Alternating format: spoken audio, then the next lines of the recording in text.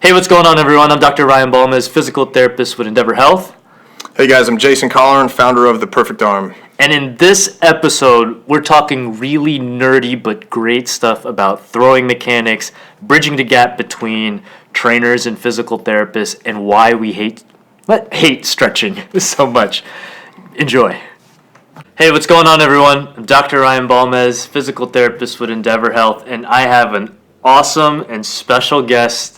I'd like to say he's my landlord, but also I'd like to consider him as a good friend, but also been a really good friend to the business, and really hosting me here in his home here at Elite Edge. But more importantly, today we'll be really talking about what he's got going on that's been very exciting. I've been fortunate to see it kind of, not so much from the ground up, but really, lending, my little tips or ideas and insight, but he's really ran with it, and this is an amazing thing that I wanted to highlight. And when he asked, hey, let's do a podcast, I was like, yes, let's do it. So Jason, could you introduce yourself? My name's Jason Colleran, and I'm the founder of Elite Edge Training Center in Chamblee. MAT specialist, been through the RTS mastery programs, and problem solver. Yeah. And I want to highlight, all right, so I think I've told this story a million times when other people ask, how did you find this place? Because especially PTs that want to open their own business and all that, they're like, how did you find that place? And I was like, well, it's really simple. I just Googled a bunch of independent gyms, had a spreadsheet. You were third on my list, and it wasn't in order. It was just literally just convenience of distance. I get to you. And I knew we hit it off because I don't know if you remember that conversation. Absolutely. We literally just talked biomechanics for 30 minutes. Right away. Away. That's not common. It's not common. And I was just I really want to be here. I really want to be here. And I don't usually let people in the door. Yeah, that's true. Yeah, you were really nice. You were really nice, and it's not like I'm trying to kiss ass or anything. We just ended up naturally fitting into talking about biomechanics, and that's the kind of stuff I love. So yeah, if somebody's going to be here, they have to be smart. Yeah. And you passed. Yeah. And honestly, because trainers out there, and we've talked about this all the time, it's variable. So even just a smidgen of physics is you're cool in my book. Physics, biomechanics, you're a trainer I could get with, right? Yeah, it was great. Yeah. So that was at least 3 years ago now? Yeah, it's been a long It's been time. a long time, but it goes by fast. It does. Yeah. So we wanted to talk about the perfect arm here, and really, I wanted to ask, and so I asked all my guests, what is your endeavor? And endeavor means, what's your passion? What's your journey? Why are you doing what you do? So I wanted to ask you, Jason, what is your endeavor, and how does it relate to what you're doing now? So I'd say my endeavor is I've always wanted to help people. I feel like that's kind of my calling. So anytime I get a chance to mentor people, especially trainers or people in the health and fitness business, or teach medical professionals maybe some aspect of MAT or an isometric sequence. So that's why I opened Elite Edge. I felt like, not to say nothing else was good enough, but I wanted to do better. I feel like people deserve better. So went through quite an extensive educational process to make sure that we keep the quality up. And now that that's stable, it led me to, okay, what have I struggled with in the past? And with sports, that was, my arm injury or my body breaking down. So then I thought, well, how can I help with that? And then having all of the experience with the muscle testing plus, musculoskeletal mechanics, resistance mechanics, I thought, you know what? I think I can probably find a solution and better help athletes perform. So it's been over 5.5 years, and the reason is because I want to make sure I have the data proving it. So it's not going to be met with people saying, I think this or I don't think that. It's just science. I'm just giving you data, presenting the information, showing this is 100% going to help athletes. Because I could never come out with something that wasn't going to help people. Yeah. But in terms of why you created this has come out of how did you come up with the idea for this kind of sleeve idea? So growing up, I think since age 12, my arm was killing me all the time. Yeah. And every season you'd see some kids aren't throwing as hard, some are throwing harder, and you kind of think, why this change? You know, why is it fluctuating?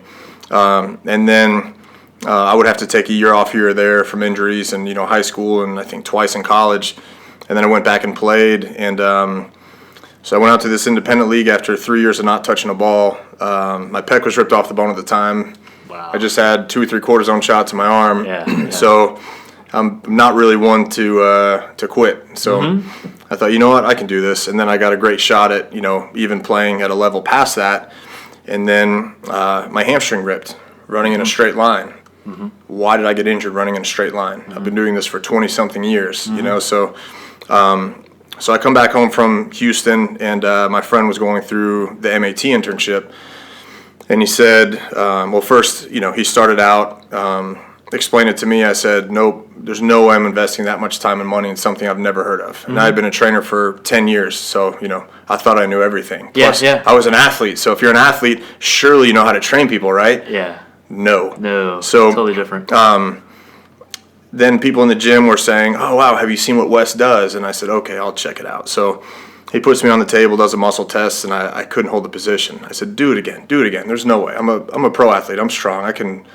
He said, look, just let me show you. So he did the palpations, you know, activated the muscle, retested, and it was solid, and I walked out of the room.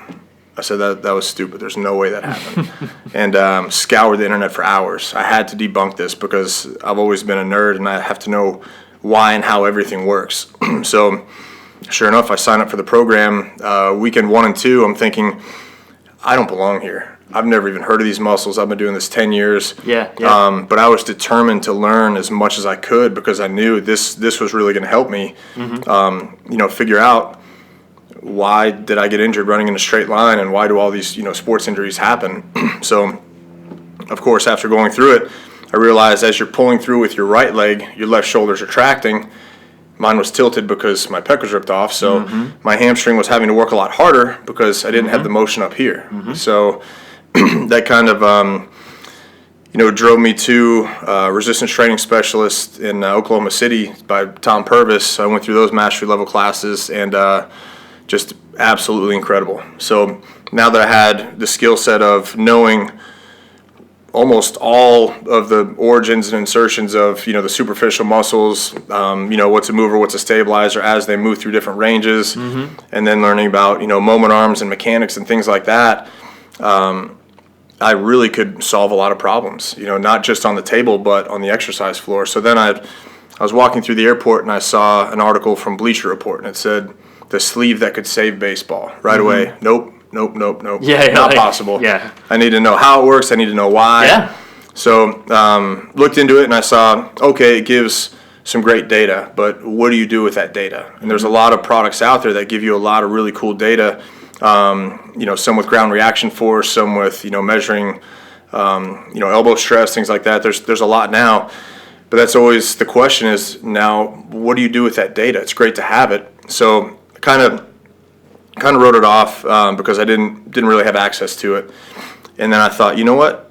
I'm going to solve this problem. I know where the muscles attach. Yeah. I know how everything functions. I played baseball for 20-something years, and I lived with arm and shoulder pain for, you know, most of that time. So throughout that's experience that can't be taught. You know, it's, okay, You've looking lived back. through it. Yeah, so it's looking back, okay, when we did the upper extremity class and MAT, we tested my pec that had been reattached at that point. I went through physical therapy, and when we tested it, it still didn't work. Okay, so now it's an eye-opener. Wow, we need to really step back and see if these muscles even, you know, have the contractile efficiency before we try to do a corrective exercise program. So then from there, it also got me thinking about, okay, when I had a coach that wanted me to stretch, I could lay my arm all the way flat this way on a table, but my velocity was down. So I had the mobility and flexibility that people just are obsessed with, but I lost force output, lost velocity. And then when I stopped stretching, I started hitting the weights again, and I was tight, but tight as stable, and then I could throw harder. Can we talk about that? Can we sideline to that? Yeah, absolutely. Can we just share with everyone how much we don't like stretching. Can we just put it out there? So You know what I explained to a client before a few days ago? Stretching is like the candy of fitness. It really is. It tastes great, but it has no nutritional value. Exactly. Like stretching feels good. Yeah.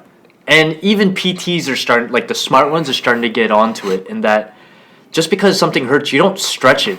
It feels good. It's a sensory response. Right. But actually the actual like what it is and is it even helping, we know it's not helping. Studies show it doesn't prevent injury. Strengthening prevents injury. Right. Like Stability. Stability, strength. Yeah. Able to decelerate, accelerate, isometrically hold. Those are things that stretching does not specifically do. Right. And anyone that's an exercise nerd knows specificity is king. So if your sport is yoga, no offense to yoga, but you're stretching all day, go for it. And you're still stopped by your Yeah, structure. you're still so when you're going isometric. to end range Yeah. and jamming joints and causing impingement, you're making things worse. Yeah, you're still. And that's why I end up with them in here on the table doing muscle tests. And when we talk about stretching, we actually have a digital dynamometer that measures force output. Yeah. So we can show you right away.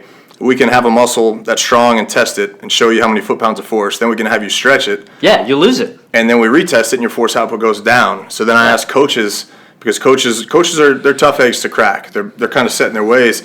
So I'll say, so what just happened? I don't know. I'll say, well, that's what you're doing to your athletes before you want them to perform. Yeah. You're stretching the life out of them.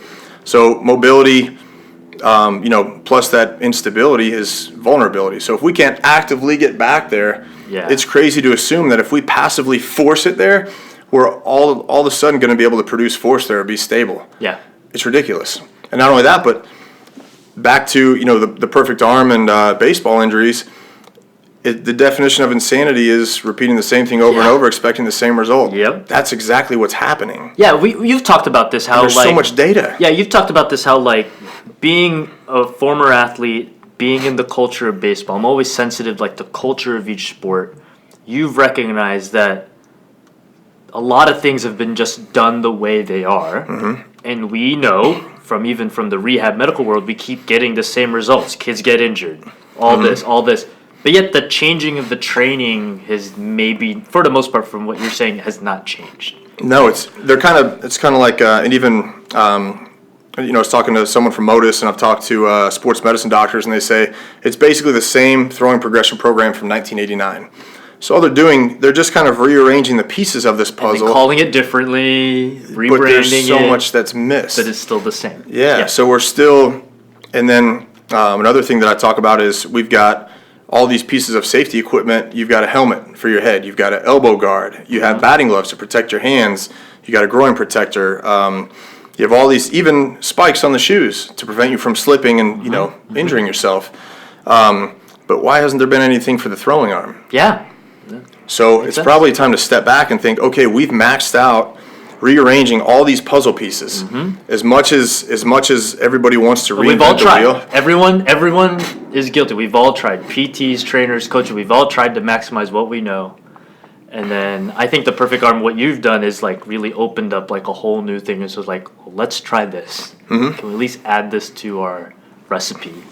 Yeah. So if we've already, when some people are resistant to it, which is not often now, I'll say, well, have you ever seen somebody in a knee brace? Or I'll ask PTs, have you ever used a knee brace? Oh, of course. Okay, well, that's external reinforcement.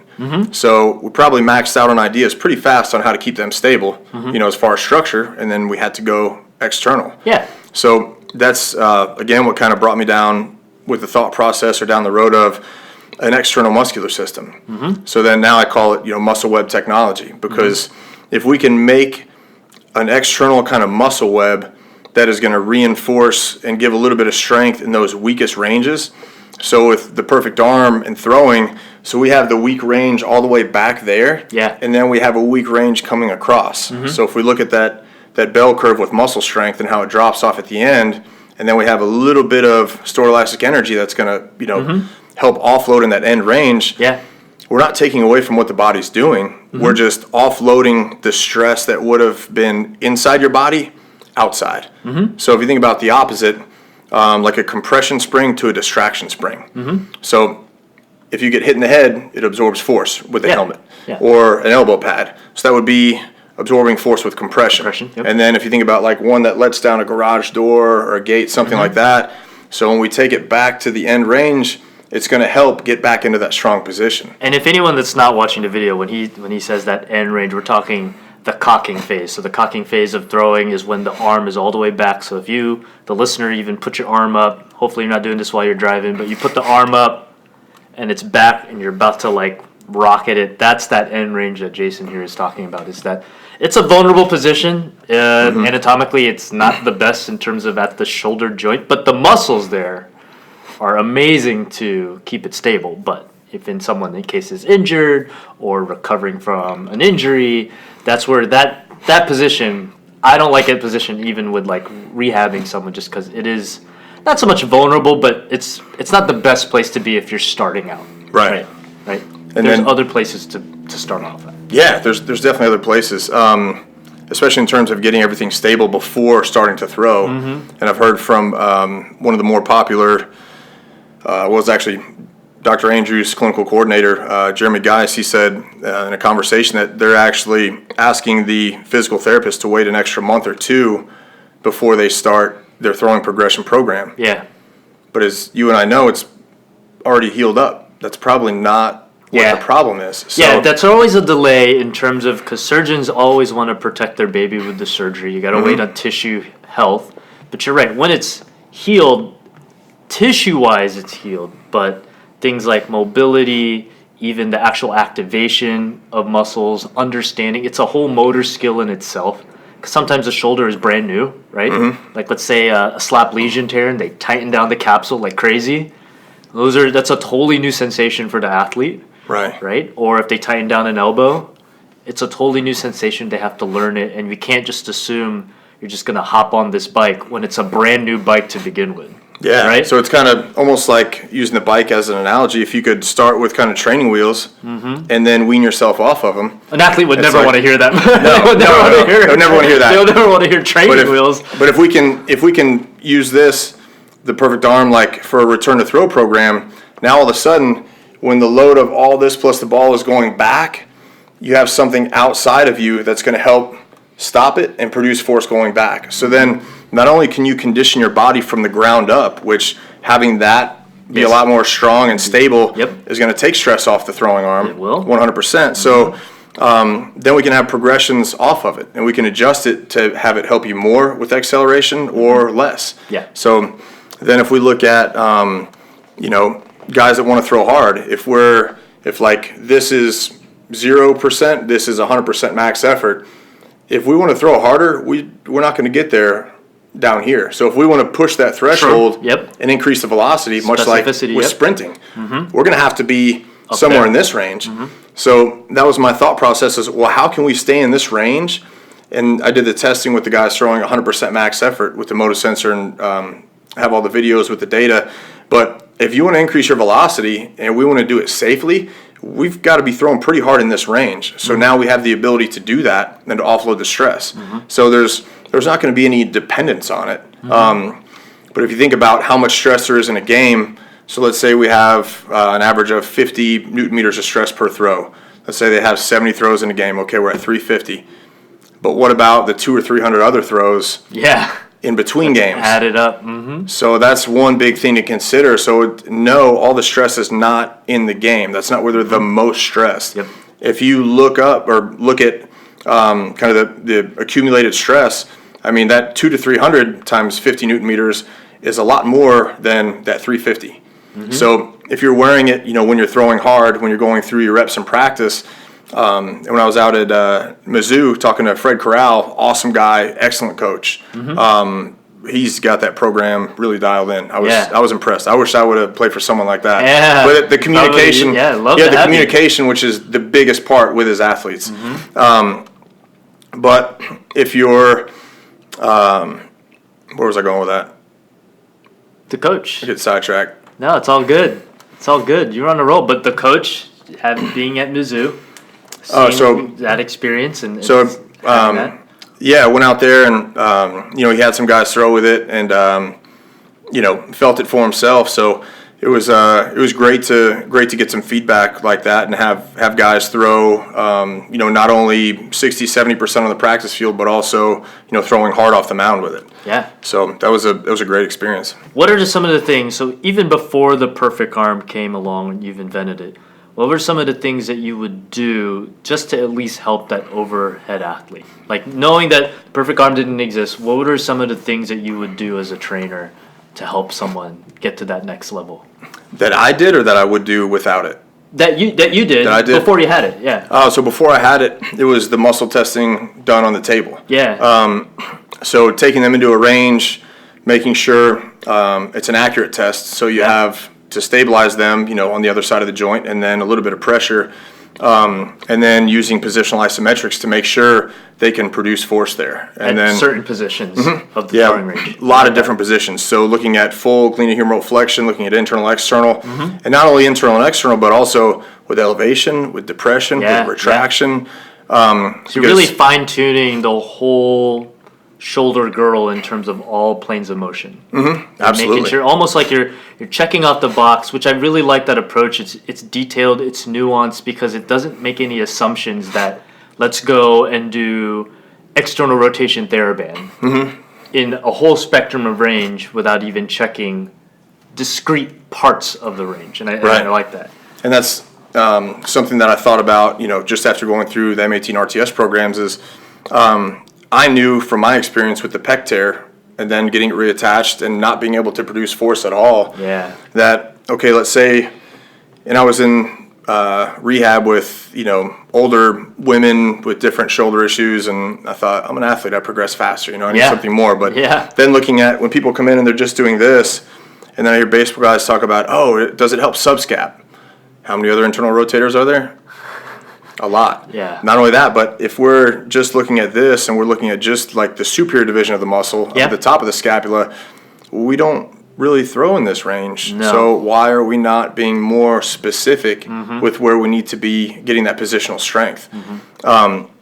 So looking at different force angles, adding multiple force angles to really make sure their shoulder's stable. So a lot of them think that they shouldn't be doing, any overhead motion. Yeah. Well, if you have that active range, then it's perfectly fine. But what we can do is, instead of using a lot of weight, we can add a secondary force angle.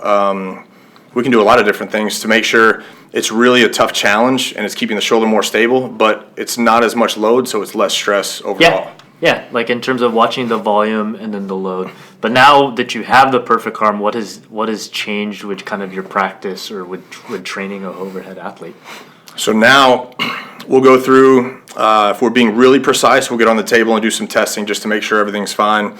We'll also look at the trunk, because if they're limited, this is something I've seen with young kids with Little League elbow. When they come in, they have less trunk rotation to their throwing side, but nobody addresses that. They don't have it because they really, and this is where it's the kind of amazing piece of like how environment can play a part.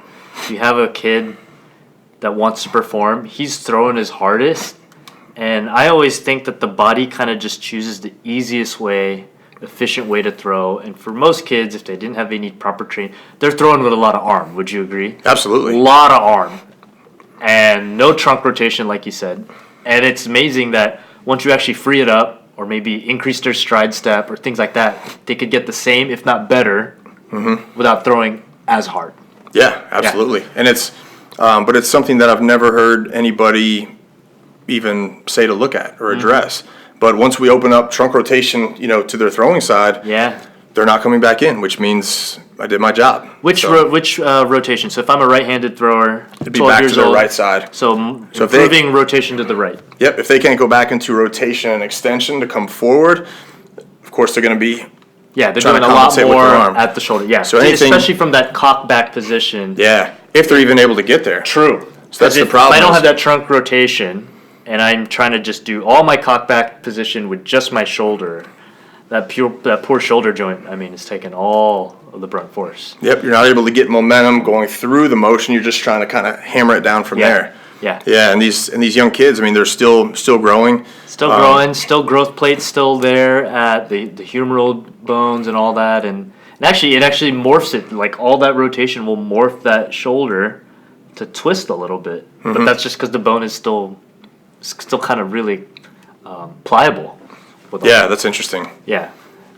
So I've even seen some rehab videos of young athletes, and they're being stretched out in there, and doing exercises and things like that. And it's like, well, we probably need to stop putting stress on the shoulder and look at maybe the trunk or the hip, something like that. It's amazing. I know with the clients that I see as PT, sometimes they get freaked out when they come in for one joint, but I'm totally not even looking at that joint yet. Yeah. You know what I mean? Mm-hmm. And it's almost as it's like, we already know that's affected. Like, I'm not going to waste your time or mine looking at it right now. We need to look at the adjacent parts of what's important to your movement. Mm-hmm. Right? And that's, so like for a thrower, just be the symptom. Yeah. And the problem's somewhere else down the chain. Exactly. It's like, this is the smoke, but the fire is somewhere else. Right. You know what I mean? Like the shoulder is all smoke. I know it's painful. It's giving you all this stuff, but really, it's likely something else. Mm-hmm. Maybe. Oftentimes, in my opinion, right? Like you've seen. Yeah, absolutely. It's never really just the shoulder. It's sometimes, like you said, trunk. And if hip internal the scapula is unstable, there goes everything with the shoulder. And I always use the stack of books analogy. If there's an issue up here and we're working down here, I mean, or the symptoms up here, what if, this down here is affecting the whole stack? Agreed. But if the problem's still down here and we just work up here, it's just going to undo it. I learned that lesson from a shoulder treating shoulders the hard way, right? And I usually learn that way. Thankfully, I learned it mostly in residency and fellowship. I remember clearly I had a young male athlete. He was a cheerleader. So he's pushing up the cheerleaders with his shoulders, and his shoulder was killing him. And here I am doing TheraBand. I know you're going to love this. Elastic TheraBand for external rotation, internal rotation, and it would make his shoulder worse. And I never understood. I was like, what's going on? And then my mentor, awesome guy up in Kentucky, he said it in the nicest way. It's like, you are pissing off this hot shoulder. And sure enough, when we checked the shoulder, like you talked about instability, the glenohumeral joint, the whole shoulder joint, was super mobile. Scapula, winging off like crazy. And here I am, the dumb idiot PT young guy, with elastic band of variable resistance on this whole shoulder girdle that's shaking everywhere. And he was just like, you need to bring it back and do everything stabilization from everything, not just the shoulder joint. So that's how I learned my lesson, and always double checking it. Several experiences like that with strength training early on. Yeah. But again, I had plenty of certifications. I was doing it 10 years. I was an athlete, so I had to know it, right? Yeah. Far from it. And that's what I always tell people that say, if they're having an issue with their trainer or not making progress, I say, oh, he's been doing it 10 years. And I'll say, well, just because he's been in kindergarten 10 years, it doesn't make him a 10th grader. And they're kind of like, well, I get it. Yeah. I'm like, there's a lot to learn out there. There's a lot of great programs. People just have to want to kind of seek them out. So, and that's what I really do enjoy working alongside you, is that you know your stuff, but you're not an a-hole about it, or you're humble in knowing what you don't know. Yeah, there's so much. I love working with PTs that are like that, and to be quite honest, I like working with clients that are like that too, because if you're a know-it-all, I don't know how I could help you if you think you know it all. Like, we're just not going to match very well, and I know I could send you somewhere else, right? But that's why I really enjoyed working with you, is that we do vibe together, knowing like, I don't know that, what's that? Or I don't know that, what's that? And I think that's helpful to know. And I think that the tip to any listener out there, right, is if you have a trainer or a PT, they all mean well, but if they don't know what they don't know, they won't know what's actually missing to help you. Right. And if you, the client, feel like you're missing something, or something's just not right, that's the beauty of a free market economy. Like, you could go somewhere else. Yeah, and we all have someone there to help. We all have a different kind of skill set, different tools in our toolbox. Mm-hmm. I can't do what you can do. So if it's not related to the muscular system, I'm referring out 100% right away. Mm-hmm. So that's where I think a lot of people get kind of caught up, and that's something that I'm gonna really work towards in baseball, and hopefully all of sports, is kind of bridging the gap, with kind of the trainers, performance trainers and the athletic trainers and the PTs, So I think that, starting with the perfect arm, of course, there's, we've got the lower extremity muscular system that we built and things like that. But, and you and I have gone back and forth on, okay, we've got these attachments here, so we know that it offloads this muscle, this muscle, this muscle, and talking about how it changes throughout the range. So not only in acceleration, but deceleration as well. So that's why it's kind of easy for me to explain it to coaches and say it's basically like having an external rotator cuff.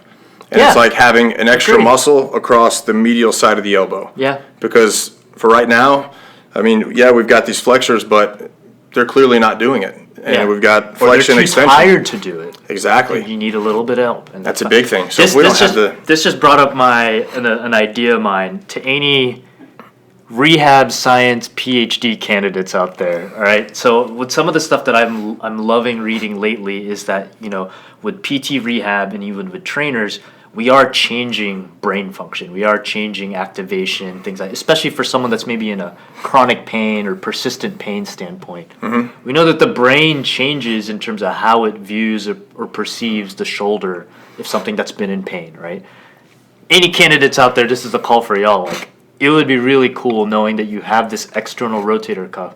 What happens to the brain? Are we changing something, hopefully in a positive sense, that if I've been in pain for 10 years, put the perfect arm and I put a rigid training regimen, what can I have changed? Not only at the feeling of the arm, but like how the brain perceives the arm in a positive way. You know what I mean? Like, that would be really cool to see, because we all know it's not just purely muscle. There's a brain and a nervous system involved. Right.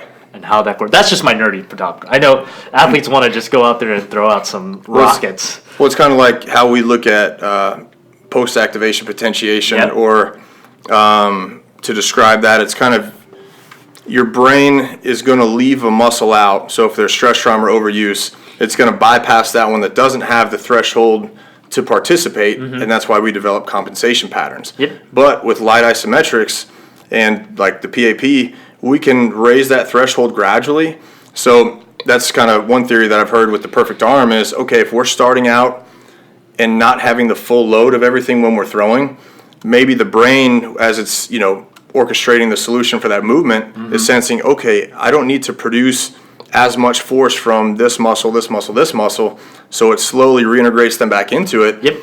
And I think I'm really seeing that now, kind of fixing that compensation pattern and maximizing performance. We've got the starting pitcher at Oglethorpe. He's been using it for, I think, about around 9 months. And last year he was hitting about 84 miles per hour. Now he's over 90.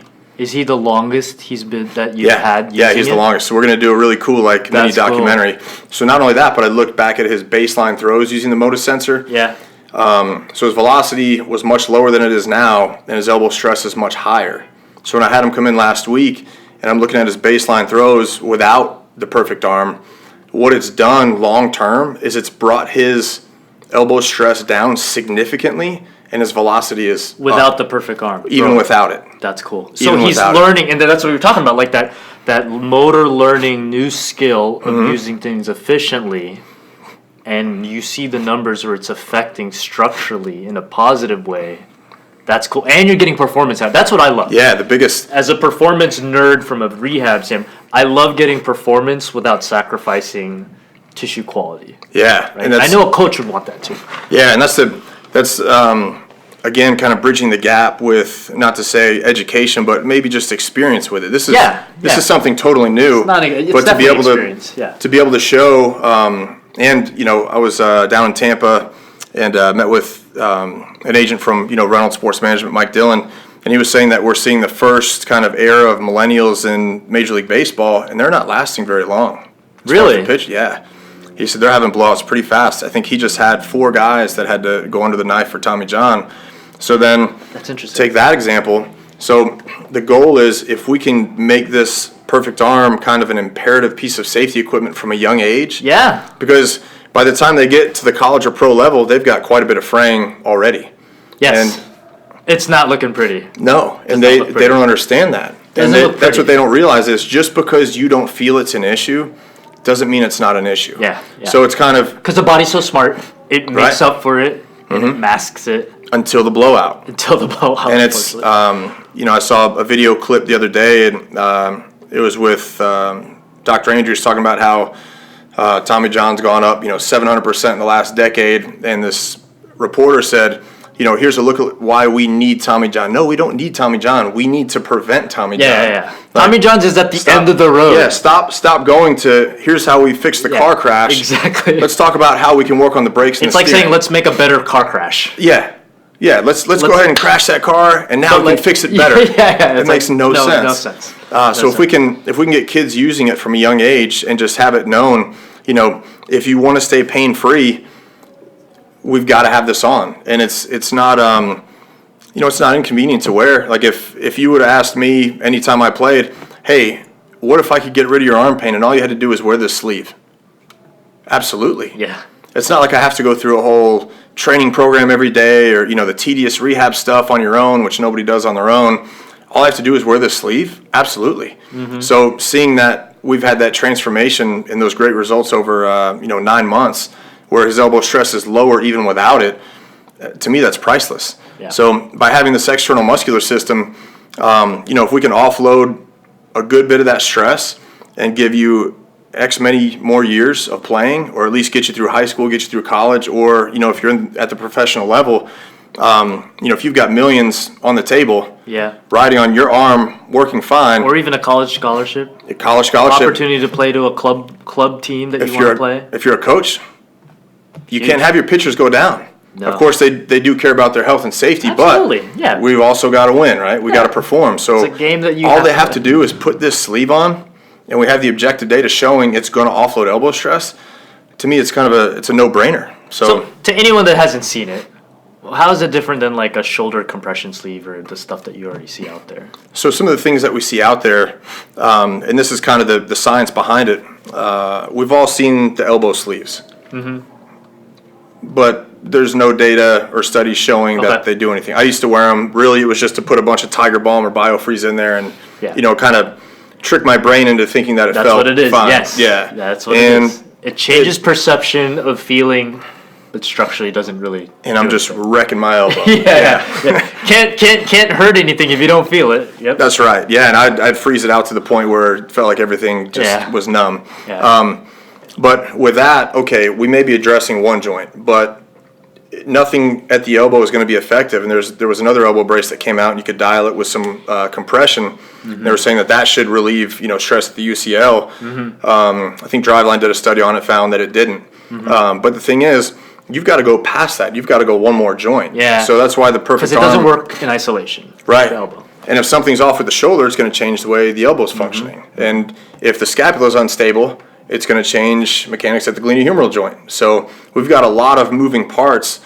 And some people will say, is it like the slingshot for the bench press? No. We've got one plane of motion. We got one moment arm, one axis, but with this, we have multiple axes, multiple force angles. There's so much going on. So even going back into retraction and then back here in external, it's almost assisting like serratus pulling the scapula forward. So we're offloading there, and then everything that's going to bring it across, internally rotate. So it's helping everything. And then also on the follow through, now on the backside, I think if we didn't have the muscles holding this stable, the arm would just go. Rip off, yeah. So now if we have something externally kind of slowing it down, deceleration at the end, then the muscles don't have to work nearly as hard. Yeah. So my thought process was, we know there's a breakdown here. Mm-hmm. No matter where it started, there's a breakdown here. So if we can start with reinforcing that and almost add a muscle there, almost similar to sartorius, how it kind of goes around and attaches down there, that pes anserine. So it's a cool muscle. So I thought about, how can we almost make one kind of like that? So the muscles or the attachments inside the perfect arm are pretty much spot on to where your muscles attach. So we're not changing the way the shoulder functions. Mm-hmm. We're not changing the way it performs. We're not putting any excess stress on the joints.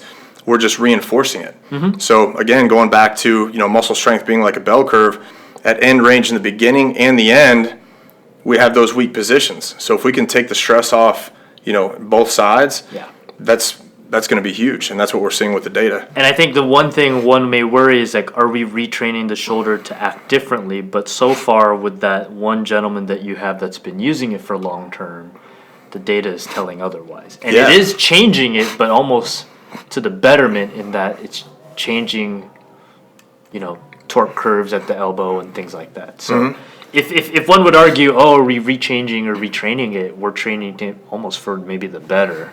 And then when they take it off, but then even when they're throwing with it, the release point's still the same. Okay. And we can slow-mo it. We can use we can even put the sensors on, do motion capture technology. But we've slow-moed a lot of video.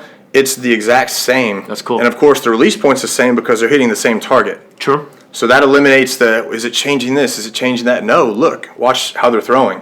And then when they take it off, sure, it may take one light throw just to kind of, for the brain to make that like involuntary, reorchestration or adaptation to not having it. But it's the same as warming up with a weighted bat and then dropping it. True. Or it's like if you're running on turf or grass and then all of a sudden you step on pavement, you don't fall down. We're athletes. We make these adaptations like that. I remember, if I was pitching or playing a position and I didn't have something felt off, okay, I can make that adjustment even when I'm right here before I release the ball. You make it instantaneously. So it's not changing anything. It's not building a dependence. But the thing is, again, if we can consistently offload elbow stress and last longer, and also the alternative to it is much, much worse. So I'd rather.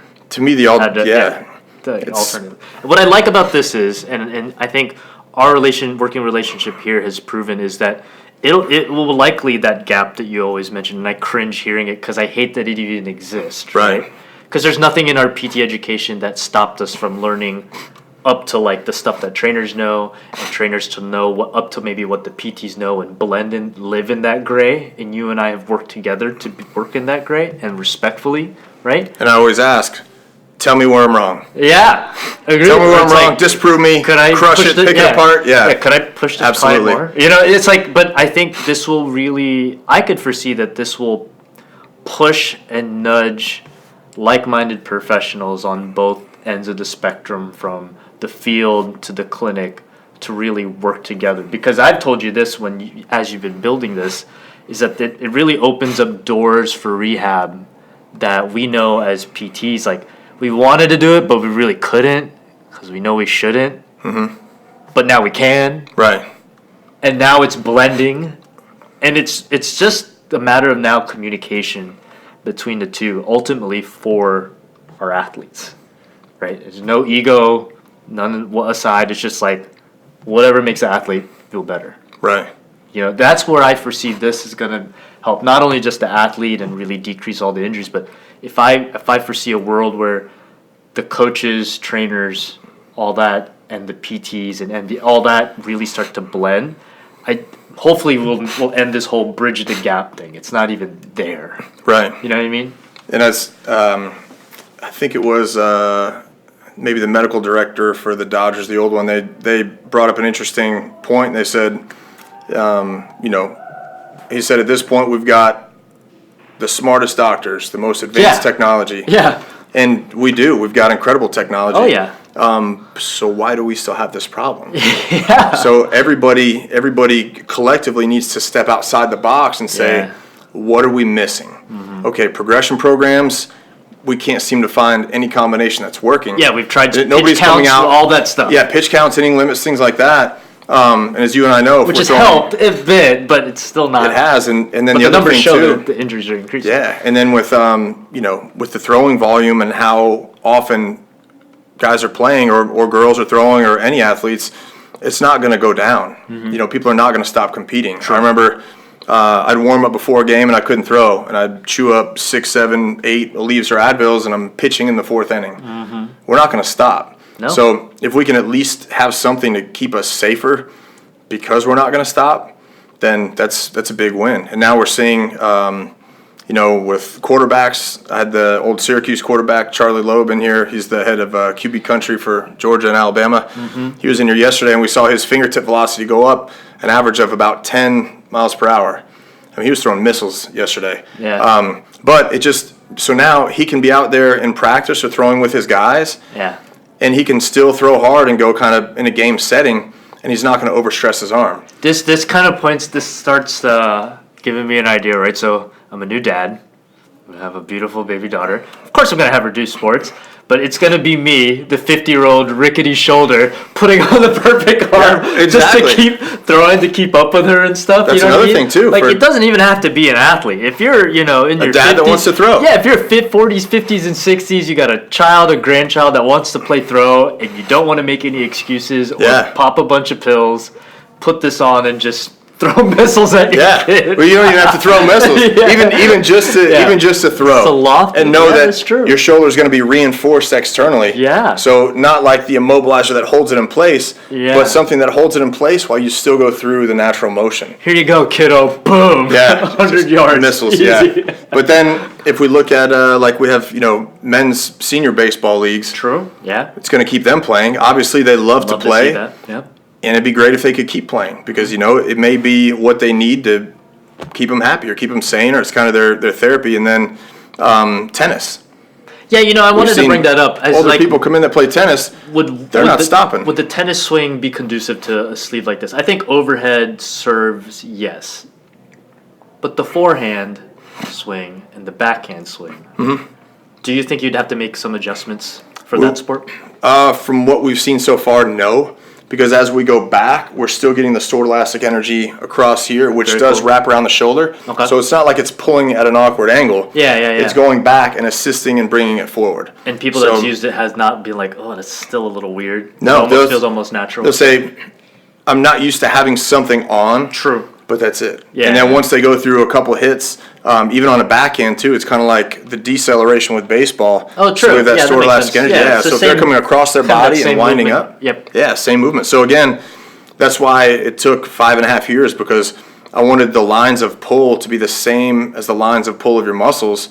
And got it. You're not doing anything augmented or weird. No, we're not. Unnatural. No. Yeah. And then it's also, again, kind of coiling around, so it's giving us that muscle that'll help do more rotation. Because if you look at, like, how proximal or distal those muscles attach that would do some humeral rotation, I mean, mechanically, they're not too good. If they could be more distal versus proximal, then it's going to be a lot less torque. So now if we have one that we don't even have to use energy from our body to kind of produce force with it, then it just helps even more. So when we go back and we have it kind of coil up, have that stored elastic energy, then it's a lot more efficient of a movement. And now I'm thinking of like all the other, not random sports, but like let's add ping pong to the mix. I've got a javelin thrower. Javelin, not random at all. That works. Got a javelin thrower. Yeah. Who else? Anything where there's rotation or abduction, adduction. It's it'll be interesting. For distance. If it's for distance. Yeah. But even some softball players, it's kind of their mechanics are similar, I'd say, to a catcher. They kind of short arm it. True. And but what about for the underhand pitcher in softball? Haven't tried it yet, but I'd be curious. That'd be curious to see. Maybe you'd have to make some adjustments. Maybe. I don't. I know it's a lot of bicep. If we think mechanically, then where it's going down here, this is almost going to help bring the humerus back. True. So where the pec and the humerus, the anterior delt would assist. It'll be interesting. It'll be interesting to see. We haven't had any pitchers use it. True. That's. I remember learning that in fellowship. The whole softball pitch it's fascinating to me. It's actually kind of cool. It's incredible. It's actually really, really cool. And to say that it's just a cool motion that when you study overhead throwing and then you go to this, it's like a whole new world. Yeah. But it's almost like, it sounds kind of almost protective in a way, right? Because it's underhand. It's not overhead, so the goniohumeral joint's in a relatively safer position. But the amount of velocity they're killing on that ball it's incredible. Yeah. Yeah. I saw my first fast pitch softball game when I was training a team here, and I was amazed. Yeah. Rockets. It's pretty incredible. So it'll be interesting to see, now that we're getting data using the Modus QB app with quarterbacks. We've had the Georgia State quarterback throw with it. He liked the way it felt. And then having Charlie come in, he's 6'4", 210, so he's got some power. Yeah. So having him, and he even said usually his arm would be killing him. This is the same feedback that I got from Fred Corral. These are guys that, they've pretty much thrown out their arms by now. So if they were trying to throw, hard for a couple throws, their arm would usually be, throbbing. And Charlie was in here, trying to throw his arm off, same as, Fred told me. He was pretty much trying to throw his arm off. Yeah. But because of how it assists externally and, slowing the arm down, that's going to take a lot of stress off the muscular system. Yeah. So that's the goal. So cool. Let's change things up a little bit. Let me just ask a quick fire questions here. Favorite exercise in the gym? I love asking trainers this. Your favorite one personally for you? To me, there's just so many variables. I know. Favorite one. Pick one. If you had to pick one to get in the gym for a variety of reasons, short on time, or what would you do? Oh, that's tough. I'd say either we could go with deadlift. Nice. Mine too. I like deadlifts. Kind of works. Go with that. Yeah. The least favorite exercise. Exercise you know you have to do it, but you hate it. You hate doing it. Like if I was made to do a burpee. That would be it. I'm gonna make it loud and clear. Like if you're training me, you're not making me do a burpee. We will fight on that. That one. You'd be like, no. Yeah. No. Or anything that mechanically doesn't make sense. Fair. Yeah. If it's a strength training exercise and they're like, I want you to try it this way, I'll say, well, if you look at the structure and where the muscle's attached, no. That's almost the reason why I struggle if I'm in a class or something. I'm overanalyzing it way too much. Yeah. I can't turn it off. Yeah, it's tough. It's tough. It's often why you see me working out by myself. Yep. And it's just more like no one bothered me, all that stuff. Okay, yeah, nice. And then what's one of the things that you do for yourself personally to kind of stay healthy? One of the kind of things that you found has really helped you in your body? One thing that's really helped me is going through light isometrics in different positions. So almost like we're reinforcing the feedback loop between the brain and the muscle. Mm-hmm. Just knowing that if I'm doing these isometrics before I start to increase the force with strength training, that it's going to feel better. And then now that I've done those isometrics and I'm saying, okay, I really feel a good contraction. So everybody's missing out, well, I'll say 99.9% of people are missing out on the intention of the exercise. True. They'll say, oh, I squatted. Okay, great. What was your goal? Yeah. What do you mean? What are you doing? Oh, no. What do you mean, what do I mean? Yeah. Why did you squat? So if by focusing on those contractions and then really squeezing harder when I'm doing that motion and focusing on the sensation versus how much weight is on there. Yeah, it's like an overdrive. More of an internal yeah, struggle. It's like an overdrive, neural overdrive to push things. And it's, people kind of laugh at me and say, why are you using such light weight? And it's like, hold on. Yeah. The internal struggle that I've got going on because I'm contracting it harder is pretty brutal. Yeah. So just slow and controlled, but that's what's helped me is really focusing on that contraction and training with intention. Mm-hmm. So then I don't have to use as much weight, which means it's less stress on my already beat up athlete body. Mm-hmm. So I'm not going to get injured from it. Yeah, I do the same from a PT standpoint with clients. After the whole pain resolution phase that I like to start off with mostly, is you're right. Find what the goal is and make it specific. It's not rocket science, but oftentimes it could be missed. Well, exercise is automatic. That's one of the things that we struggle with, in the exercise industry is everybody wants a preset choreographed routine. Yeah. We're all different. We've got different segmental lengths, different, a lot of things. Different training ages. Yeah. Right. There's so many variables, and that's one thing that that's overlooked is people say, or now we have Instagram. That'll be a whole other podcast. We were running almost an hour. That would run us 10 more hours of content. Yeah, all you have to do is this, and it's like, okay. Yeah.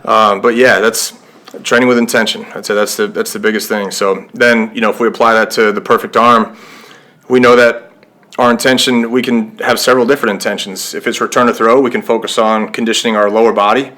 So that way, when that's in great shape and everything's stable, we can start to offload a little bit less with the perfect arm. Yeah. Or if we want to focus on, throwing hard, and again, here's 0, here's 100. If we want to train and really push that threshold to increase our velocity, our goal is going to be to take stress off when we're really trying to max out. Mm-hmm. So, all about intention. Yeah, all about intention. In rehab and in performance training. Absolutely. Sure. Yeah. You have to be. If it's a preset, choreographed program, it could be a good starting point. Could be a good starting point. But if you're ever, as a client, feeling like you're missing something, then you got to get a little more specific. Yeah, definitely. For sure. Well, Jason, this has been awesome. Can you share with our listeners where they could find you, Perfect Arm, and all that? I'll share all your Twitter or Instagram or all that stuff. The website is theperfectarm.com. Check it out. We've got the YouTube channel. That's The Perfect Arm. We've got some great videos with data on there. Of course, we got the Instagram and Facebook. That's The Perfect Arm. Twitter, it's at Arm Perfect. But I think if you put The Perfect Arm, it's on there, so you can see. Cool, that works. We're getting a lot of buzz from coaches on there. Yeah, I'll share this all in the show notes too as well. Awesome. I'll be able to link that. Awesome. Yeah, if anybody wants to see the data or some of the videos or the abstract, I'd love to share. Love to share the science and the data and keep athletes healthy. Yeah, and then can you tell me more, like, where can people find Elite Edge and all that stuff? Yeah, so Elite Edge is in Chamblee, Georgia, just inside the perimeter off Peachtree Industrial. We've got a pretty big place. It's an awesome spot. If you've not been, I say it's a gem for sure. To be in the perimeter, to have this amount of space, beautiful turf field. And we got a great facility. Best of Atlanta 2019 for personal training. Talk that talk. Definitely, yeah. So we're definitely here. Well deserved. Thank you. Sure. Well, Jason, thank you so much. Thank you. This won't be the last time you're on this, right? We'll be able to talk shop more. I know we did a lot of Perfect Arm stuff. I think we could probably do like another episode on just why we hate stretching and just crap on stretching. We could do stretching. We could the foam rolling, the balls. We can get the dyno out and do some testing. But again, it's not to 100% damn those things. It's not. But the dosage determines the poison. Yeah. And people are just poisoning their muscular system. It's a off sugar high of stretches and foam rolls. Yep, and they say, well, it feels good. Well, so does a margarita, but it's not going to help you perform. That's not what? What? Never mind. Think about it. Yep. Yeah. Well, Jason, thank you so much. Thank you very much. Thank you guys, listeners, for listening, and I will catch you guys on the next one. See ya.